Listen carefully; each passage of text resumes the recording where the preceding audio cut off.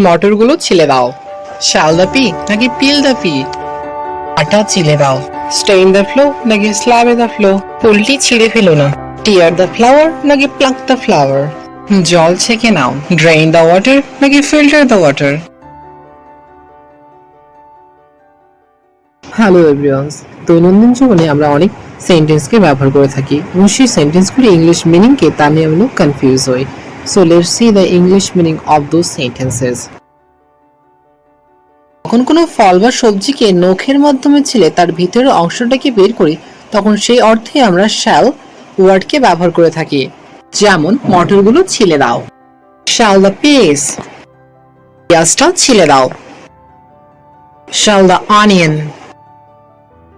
আর কাঠের কোনো বস্তুকে চেঁচে ধারালো বা সূচালো করার ক্ষেত্রে শার্পেন ওয়ার্ডকে ব্যবহার করা হয়। যেমন পেন্সিলটা ছিলে দাও।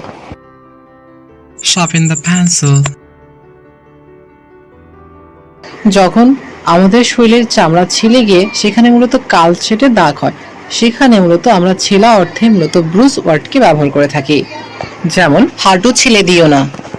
ডোন্ট ব্রুস ইওর নি। যখন কোনো মিশ্রণে সলিড পার্ট থেকে সলিড পার্টকে আলাদা করি তখন মূলত ছাকা অর্থে আমরা শাফট বা স্ল্যাবের শব্দটিকে ব্যবহার করি। যেমন আটা চেলে দাও। শাফট বা স্ল্যাবে দ্য ফ্লো।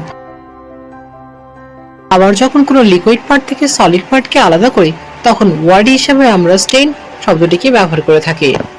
যেমন চা ছেঁকে নাও। স্টেইন দ্য টি। জল ছেঁকে নাও। জলকে ছাকা বলতে আসলে আমরা জলকে পরিশুদ্ধ করি। সো এই ক্ষেত্রে আমরা ফিল্টার ওয়ার্ডকে ব্যবহার করে থাকি। So answer is a filter the water. যখন কোনো ফল, খাবার ও সবজি থেকে জলকে নিংড়ে বের করি তো সেখানে ছাকা অর্থে আমরা ড্রেন ওয়ার্ডকে ব্যবহার করি। যেমন পাস্তা ভালো করে ছেঁকে দাও। Drain the pasta well.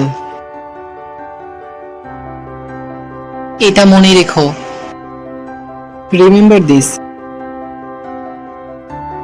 আমাকে মনে করিয়ে দিও। Remind me. জুতো উধাও। Remove my shoes.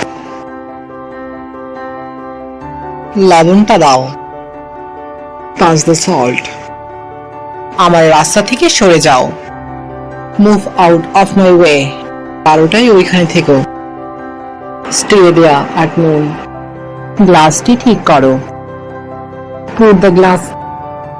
যখন কোনো বস্তুকে ছেড়ে দু টুকরো করি তখন ভার্ব হিসাবে আমরা টিয়ার ওয়ার্ডকে ব্যবহার করি। যেমন কাগজটি ছিঁড়ে ফেলো। টিয়ার দিস পেপার। যখন কোনো ফুল থেকে তার পাপড়িগুলিকে আমরা টেনে ছিঁড়ি তো সেখানে টানা অর্থে আমরা ইংরেজি প্লাকড ওয়ার্ডকে ইউজ করি। ফুলটি ছিঁড়ে ফেলো না। Don't pluck the flower.